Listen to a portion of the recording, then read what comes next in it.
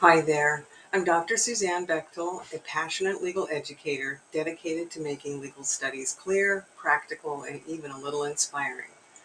On this channel, you'll find a growing collection of videos designed to help you prepare for the Certified Paralegal exam.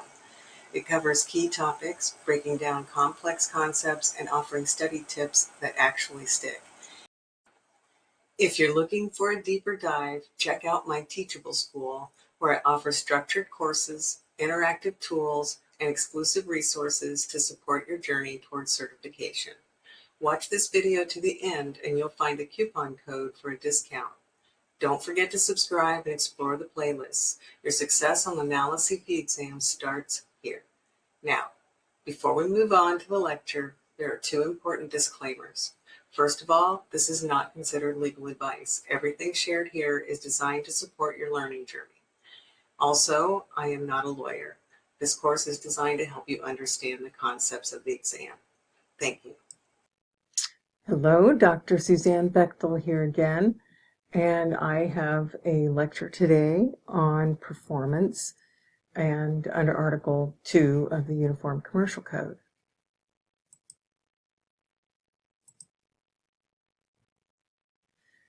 We'll look at seller and buyer duties, seller duties and delivery method, shipment contracts, and how the rights and responsibilities work with shipment contracts, buyer's duties and payment, special types of sales under Article 2, and practical applications as well, like drafting some clauses.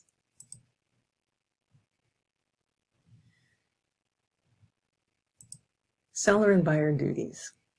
So under the UCC, if you are the seller of goods, then you're obligated, generally speaking, to deliver those goods so that they conform to the contract. And no matter what the language, it says in the contract that you are agreeing to deliver in terms of what these goods are and condition and all that kind of stuff. You need to deliver goods that conform to those requirements. Also, delivering the goods in accordance with either the contract or the UCC. So again, with the UCC, sometimes it will fill in terms or provide additional requirements. The obligation for the buyer is pretty simple. They just have to pay for the goods upon delivery. So, when you boil it down to this, it sounds pretty simple. Seller just needs to deliver goods that conform to what they promised in the contract, and the buyer needs to pay for those goods. But as we know, oftentimes there's always more to that in the legal system than with legal issues when they arise. So let's go into a little more detail. First of all, with the seller's duties and obligations. Tender the delivery means, and again, the standard kind of good example of a word that means something in legal jargon and in the language of contracts, that it means differently elsewhere. So tender can mean like, somebody has a tender heart or a tender touch or something like that. And tender is also something you hear of a boat called a tender. And that usually brings a smaller boat that brings people from like a larger cruise ship or something to the dock or what have you. So again, tender in the world of contract and business means that tender of the delivery of the delivery occurs, meaning the time, that point where you tender the goods or turn them over essentially to the buyer. And this occurs when the seller has the conforming goods for the buyer's delivery after ratification. What that means is after the contract is ratified, it has the goods ready there for the buyer. Generally speaking, in a well-drafted contract, the place for delivery will be specified. But if it's not specified, then the UCC again fills in the charm there. And so that delivery will take place at the seller's place of business. And that's a little different than we might think. We might think that delivery would include actually taking it, driving it, or shipping it, or what have you, from the seller's place of business to the buyer's place. But that's not what the UCC implies, in that it's essentially up to the buyer to go pick up the goods. The seller just has to have them ready to go.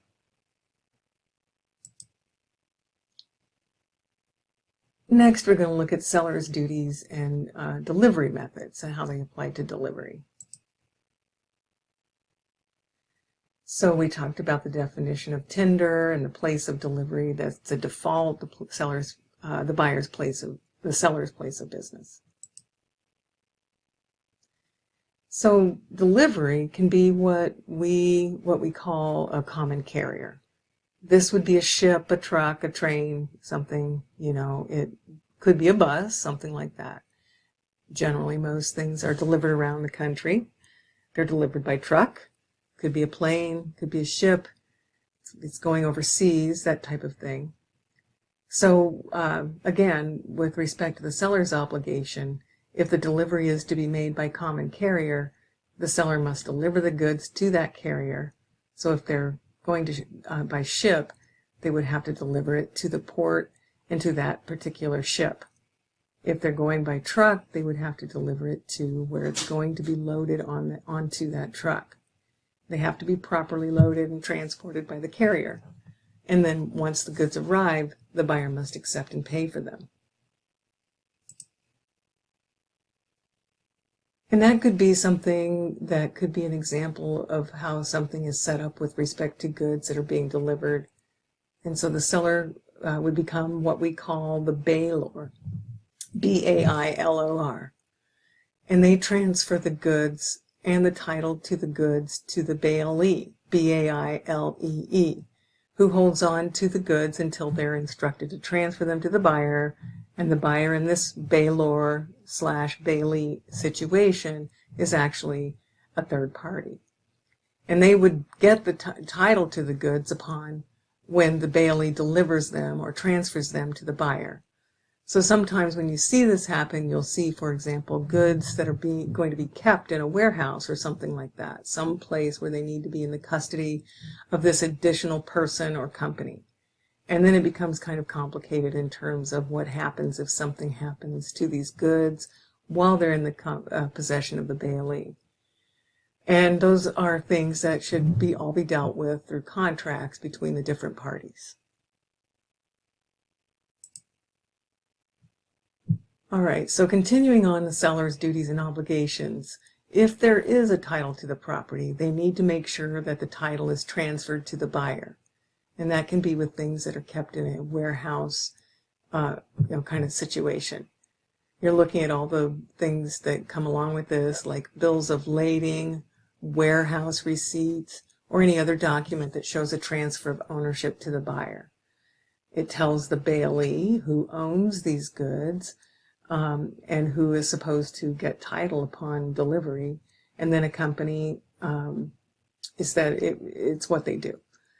They are bailees and they handle this type of thing. So that is just some new terminology, probably to you, especially unless you're familiar with it. If you end up, working with an attorney that does commercial or business law and things like that, you'll get into more detail with these types of things in terminology. You'll be familiar with them after watching some lectures like this. All right. If delivery location, if it's not specified in terms of where the deliveries take place, again, like we said before, it's proper at the seller's place of business or residence, if that's what it is. If they don't have a place of business, so that's where they can take place. If the goods are located someplace else, then the delivery will take place wherever the goods are located. And that's where you essentially transfer the paperwork to give ownership to the new person, to the buyer that's buying these goods.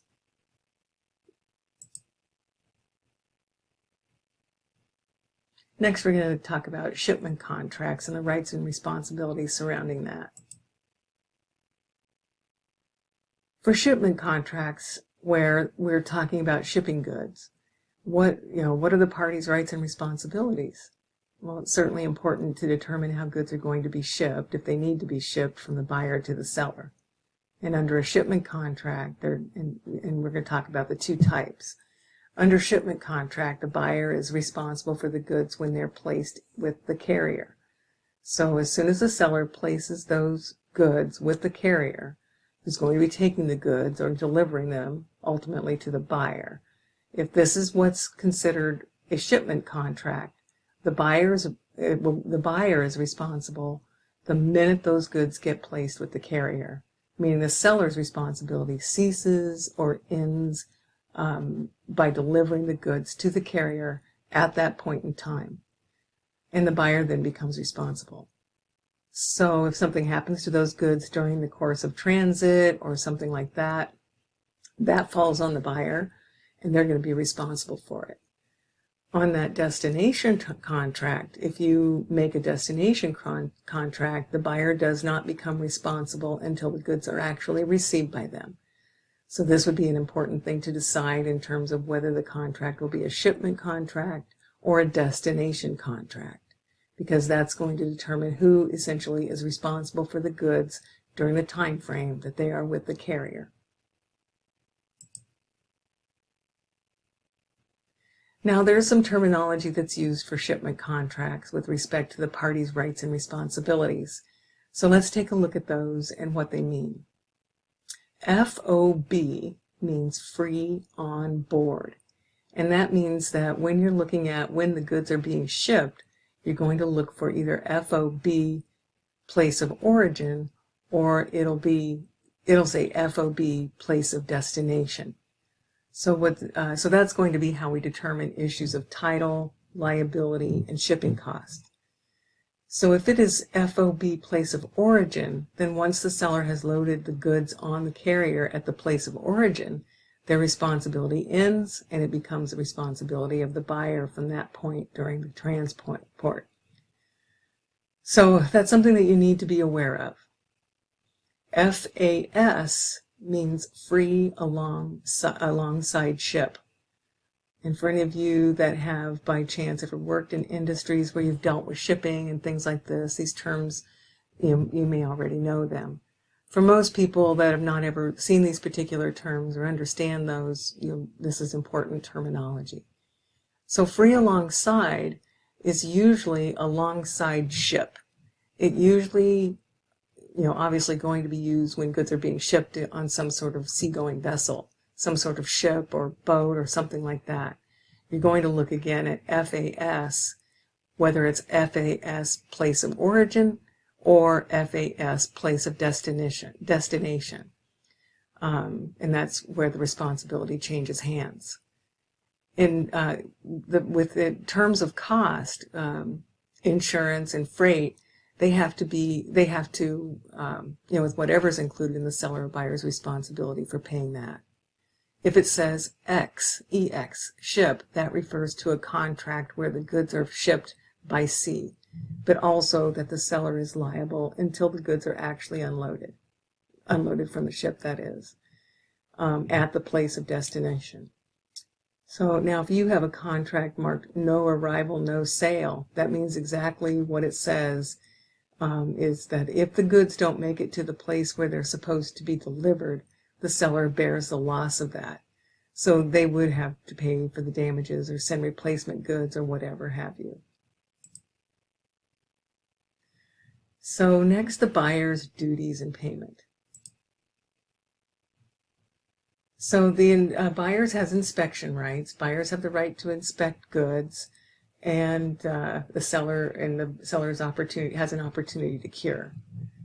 So when we switch to from the seller's duties and responsibilities over to the buyer's duties and responsibilities, now we look to, once the goods are received by the buyer, they have a chance to inspect them and make sure they conform to the terms of the contract, which you should certainly do.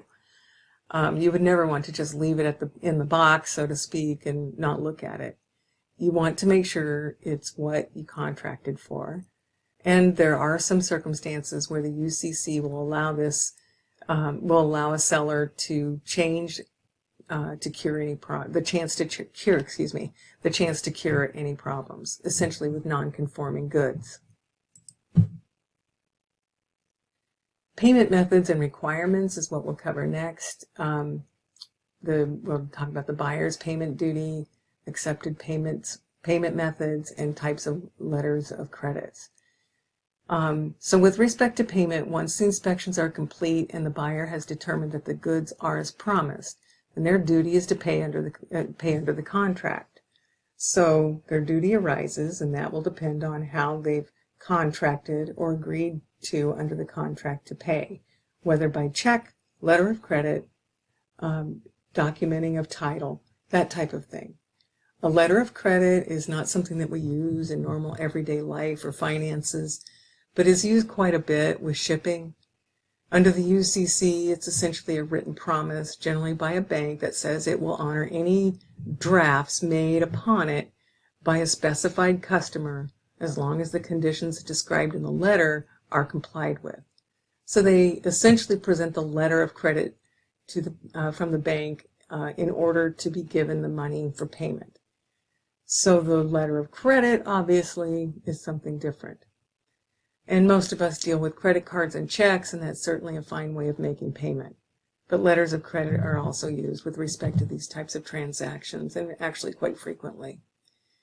An irrevocable letter of credit is one guaranteed by the bank that will never be withdrawn or canceled.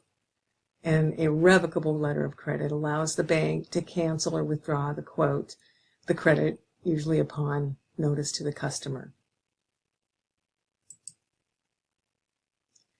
Next, we're going to look at special types of sales under the Article 2.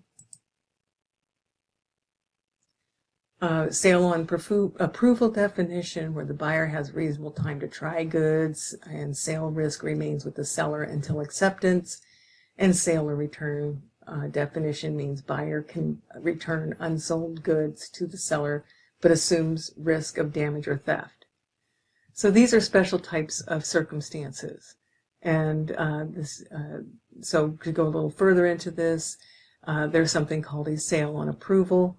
And this is when the buyer purchases goods and it come from a seller with the understanding that the buyer can return the goods without any recourse.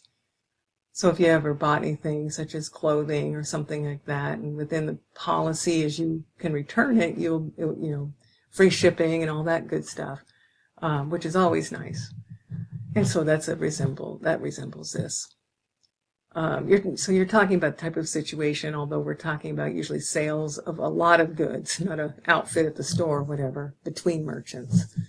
So obviously we're talking about a much bigger quantity, and we're talking about between merchants and not you and a merchant, a consumer. But under this type of sale on approval contract, the buyer is given some time to try out the goods, determine if they meet their needs, and if they accept them and decide that they do meet their needs, and they'll sign something signifying that, or if they keep them past the time that they're allowed, and that would constitute the acceptance. So this is essentially a risk to the seller that they might be returned to them, and so then they lose the time they could have sold the goods to someone else. And maybe they're paying shipping costs and that kind of thing. So again, with respect to a sale or return, this is when a party purchases goods and they can return anything that they don't sell to the seller. So it's a sale or return situation that's listed here on the slide. So a buyer might purchase, then say 10 boxes of certain vitamin supplements that they're trying to sell at a trade show, and they have the agreement that they either sell them, in which case, they pay for them at that point, or they return what they don't sell they return back to the seller what they don't sell. And generally in these, the seller is going to assume the risk of any breakage or theft of those goods. So again, certainly more of a risk for the seller than the buyer. Auction sales are interesting. We'll talk about auction with reserve and auction without reserve. So an auction sale is, kind of an interesting concept, but in an auction, you have an auctioneer, and they are generally offering goods for sale to members of the public. The people at the auction make bids in, price units, and like you see these on movies and TV shows. They hold up a bid card with their number on it and that kind of thing. And generally, the person that bids the highest amount of money is the one who's entitled to the goods. They pay what they agreed to pay with that. In auction sales, a person can be governed under the UCC at auction with reserve. So this means the auctioneer has discretion to withdraw an item from sale. Generally speaking, if it doesn't meet that reserve amount, that minimum amount for selling it, that is, they can pull it. So if it's being sold without reserve, that means once the bidding starts, the auctioneer can't withdraw the item, no matter how long the bid is. So that would be important. Certainly if you're allowing your property to be auctioned, if you're having things auctioned off, you say, for example, I have this piece of artwork, I only want to sell it if it can get at least $5,000 for it, and then the $5,000 would be your reserve. And unless the highest bid is only $4,500, the auctioneer can remove it and it won't be sold for that $4,500. So that's the difference there.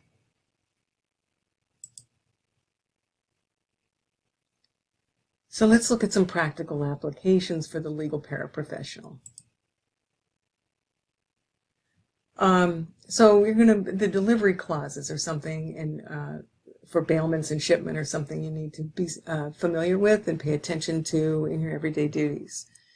In terms of what as a paralegal you might be asked to draft, certainly with sales of goods you might be asked to draft delivery clauses or bailment clauses. And that would be free on board and free alongside ship type of terminology you need to know. And those types of things, as well as the other ones we discussed earlier. So these are just simply clauses that you should be familiar with.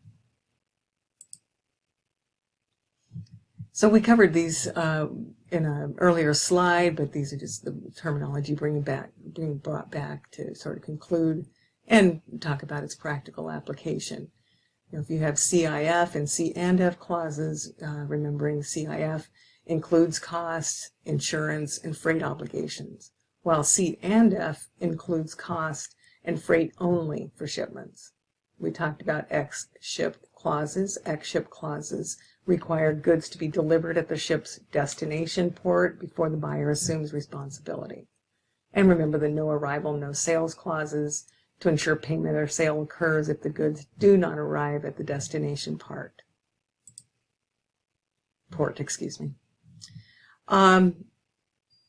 So the notice of inspection and acceptance is something I didn't go into much detail on.